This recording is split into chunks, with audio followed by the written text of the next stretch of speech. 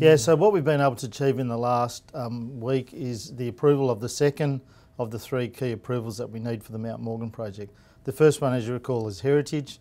This one is the Regional Interest Development Authority, which is the regional planning authority which supports the Rockhampton Regional Council's approval last month. So that's come through. So the remaining approval that we need to get is the Environmental Authority Amendment, which we're currently working on at the moment.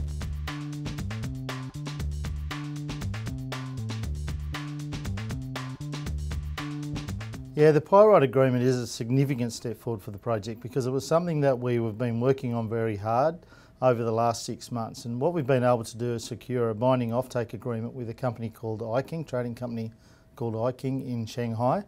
And what we're actually going to do is access the very big Chinese pyrite market, which is a very interesting market because they consume about 16 million tonnes of pyrite on an annual basis. So what we've been able to do with the Iking agreement is establish a floor price and also then with a sharing mechanism for every increase in price above that floor price.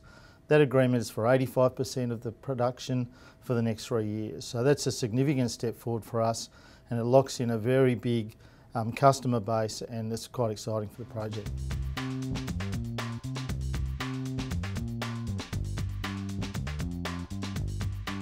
Yeah, so the other thing that we're doing at the moment is front-end engineering and design that we're doing with GR Engineering, and part of that is a demonstration plant that we're working on out at Balcatta here in Perth. And what we're doing there is actually remodelling or rerunning the complete process flow sheet in a modelled version. So we're quite advanced on that. We've done most of the batch testing, so we're about halfway through that work, and that's progressing very nicely.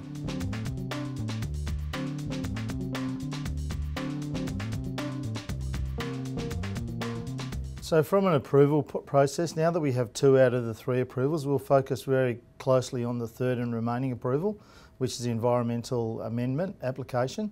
Remembering that the EA was originally approved for this project in 2010, so this is now an amendment which takes into account some of the changes that we made through the feasibility process. So we're working with the environmental people in Cairns and the Department of Mines in Brisbane very closely on finalising that agreement, which we think shouldn't take too long. The other thing that we're working on is finishing off this demonstration plant work with the front-end engineering. So we're expecting August, September for us to complete that process. So we're not suspecting any surprises in that as we go forward. So we're looking forward to finishing that.